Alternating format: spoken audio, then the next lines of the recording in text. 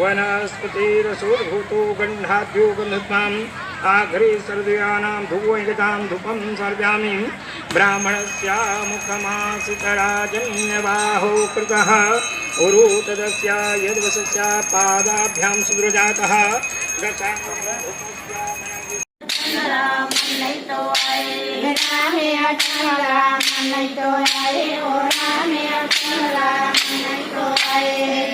Hari नाना नाना सुवना Hari Hari नाना नाना सुवना Hari नाना नाना सुवना Hari Hari नाना नाना सुवना Hari नाना नाना सुवना Hari Hari नाना नाना सुवना Hari Hari नाना नाना सुवना Hari Hari नाना नाना सुवना